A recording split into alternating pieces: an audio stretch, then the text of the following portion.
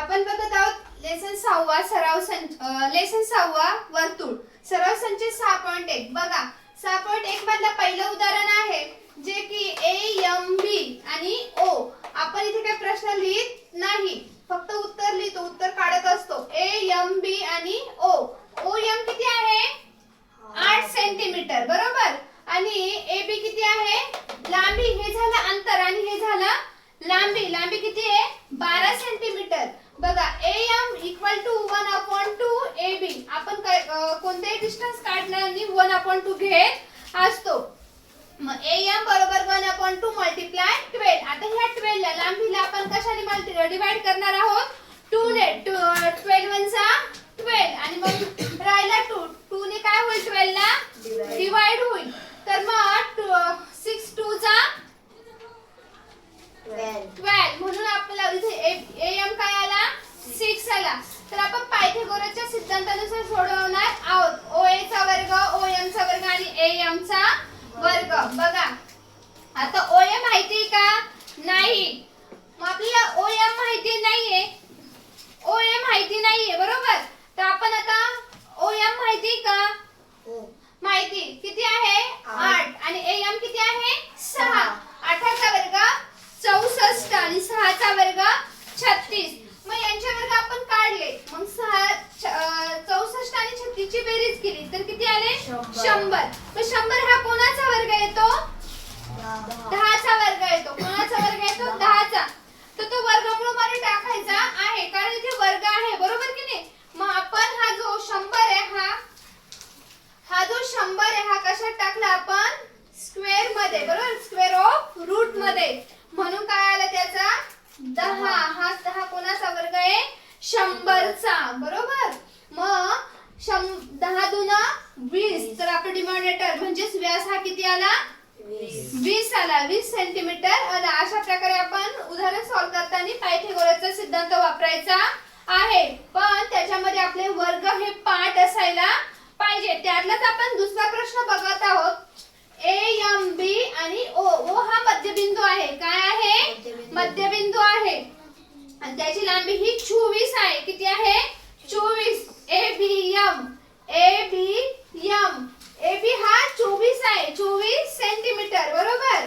म्हणजेच काय आहे तो व्यास. काय आहे डिनॉमिनेटर काय आहे त्रिज्या 1/2 मल्टिप्लाय 26. 26 1 जा 26. किती दुना 26 रे. 13 दुना 26. म्हणजे 2 ने जेव्हा 26 ला डिवाइड केलं तर 13 उत्तर येतं. म्हणजे 13 आपला काय आला ओ ए हा किती आला 13 सेंटीमीटर आला. मग त्याला आपण परत 2 ने आता याला 26 ला कसं आपण 2 ने डिवाइड केलं तसं आपण इथे 24 ला पण 2 ने डिवाइड करणार आहोत. 24 24 1 जा 24 आणि 24 ला 2 ने डिवाइड केल्यावर 12 दुना 24. म्हणजे ए एम काय आला आपला हा जो ए एम आहे तो काय आला 12 आला. आणि ओ ए काय आला ओ ए काय आला 13. ए एम काय आला 12 आणि ओ ए काय आला 13 आला.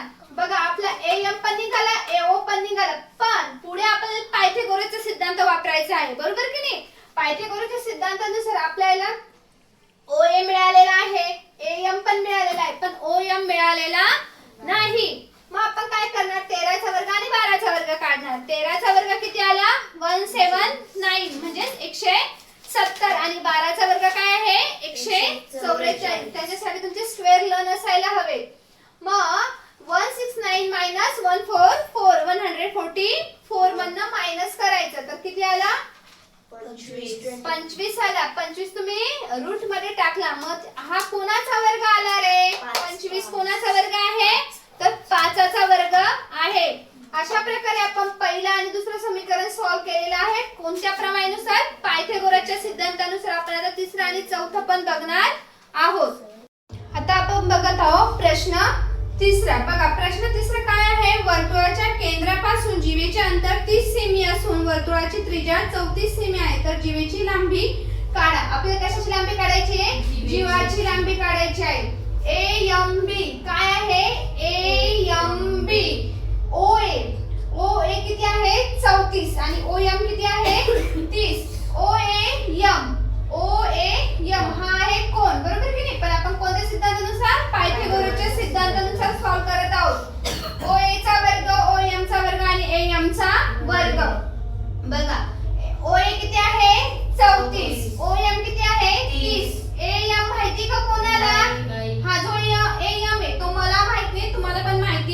नाही. मग 34 चा वर्ग किती आला 1156 आणि 30 चा वर्ग 900. बघा am इकडे लिहिला 1156 वजा 900. 1156 मधून 900 वजा केलं तर 256 आला. किती आला म्हणजे am किती आला आपला 256. पण am हा आपण आता वर्गामध्ये टाकतो कारण इथे काय am चा वर्ग. मग am च्या वर्गामध्ये टाकतो तर 256 हा कोणाचा वर्ग आहे तर 16 चा. म्हणजे am किती आला आपला 16. am 1/2 ab 16 बरोबर 1/2 ab बरोबर 16 गुणिले 2 म्हणून ab चं किती आला आता 32. 16 दुना 32. आपण इथेच काढू शकत होतो का 16 दुना किती येतं 32 येतं. पण फक्त आपल्याला ह्या मेथडनी काढायचं होतं. ab ची हा पूर्ण माप किती येणार आहे 32 आणि am किती आला 16. अशा प्रकारे आपण तिसरा प्रश्न एकदम सोप्या पद्धतीने सोडवलेला आहे. पण आपल्याला तिथे काय वापरावं लागतं पायथागोरसचा सिद्धांत. आता आपण बघत आहोत प्रश्न चौथा. बघा प्रश्न चौथा काय आहे ओ केंद्र असलेल्या वर्तुळाची त्रिज्या 41 सेमी आहे. वर्तुळाचा जीवा PQ ची लांबी 80 सेमी आहे.